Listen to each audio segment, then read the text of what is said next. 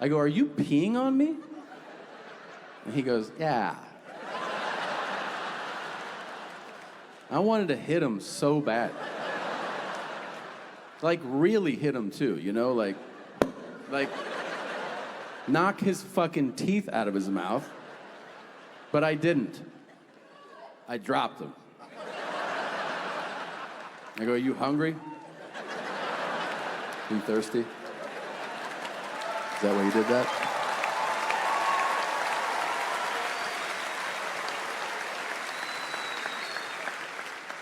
This kid is insane. I mean, he hates his real name. And this is something that came about a few years ago. And when it first happened, I got kind of nervous. So I did what you do in those situations. I asked other parents, and they were like, oh, it's just a phase.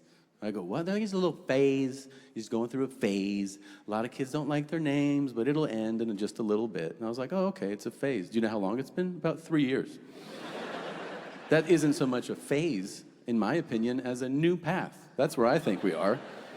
His birth name is Julian. That's what we've always called him, and that's what he used to respond to because it's his fucking name, right? He would also respond to variations of it. Julian, Juju, Jujito, Julian. And he'd be like, mm-hmm. And then one day, about 3 years ago, I was like, hey, Julian. He was like, don't ever call me that. I hate that name. When you say that name, I want to die. And I'm like, oh my God, okay. So now this kid will only talk to us if we call him by his self-imposed name, which, buckle up, is teacher. Is there a creepier name to use when addressing a small child? Like, hello, my teacher. Is this The Shining? Because it feels like it. It feels like Jordan Peele's next movie, like a fucking kid from the woods that walks into town to follow teacher and live long. And you're like, okay. You get it, right? I walk into my own house and I go, is teacher here? And he goes, yes. And I go, hello, sir. And people have the balls to ask me, they're like, are you worried? Of course I'm fucking worried. The only other person I know that went by teacher is Charles Manson. So yeah, I'm worried.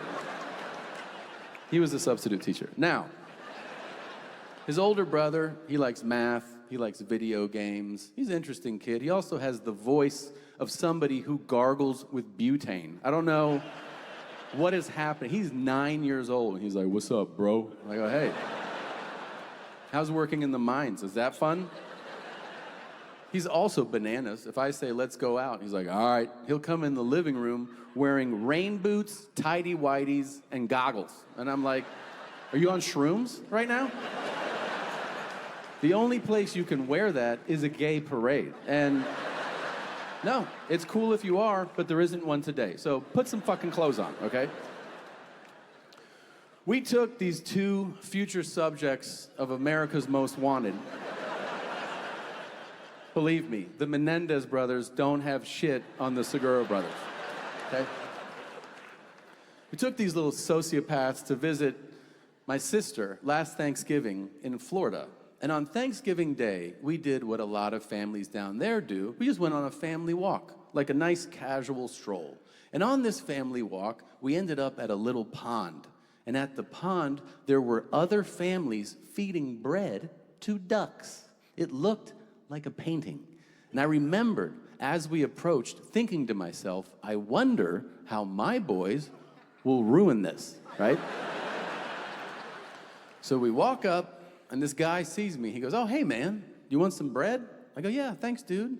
And then I turn to fucking teacher.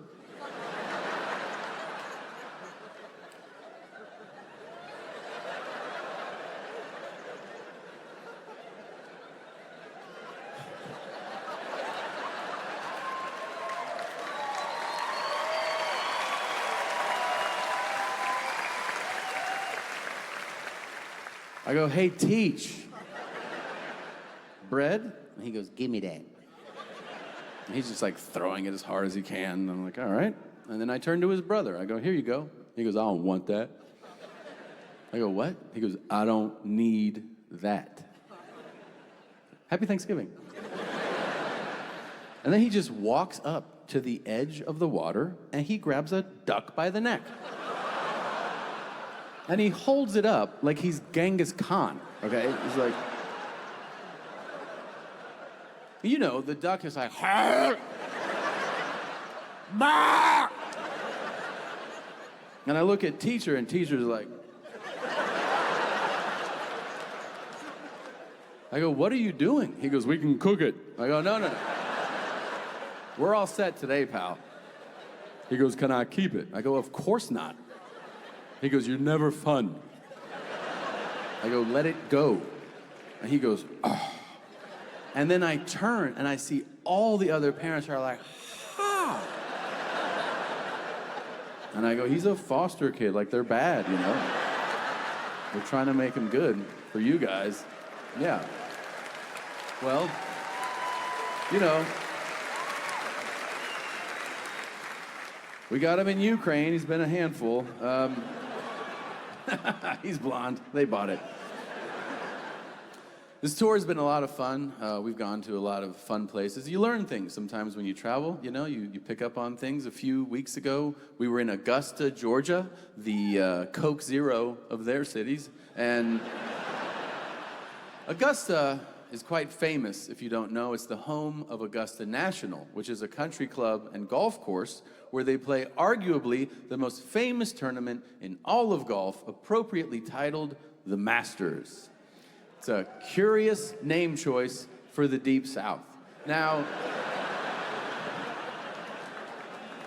perhaps a different pronunciation when they named it? Master? So, I didn't name it. It was built. The club was built in 1933 by what I would call top shelf whites. The whitest whites. Whites so white, they sang white songs during their backswings, like, I'm white. No rhythm or flow, more of a statement, you know? Now, the club is also notorious for having a very exclusionary past. They are not a big fan of others. So, we spent all day there, and I decided to look it up. I looked up, when did they let in their first black member? And I'll give you guys a hint, it's later than you think. Are you ready? 1990. Yeah, they waited. They were like, maybe things will go back to the way they were. I don't know. You don't want to act too fast. You don't put on a raincoat just because it's drizzling. You know what I'm saying, brother?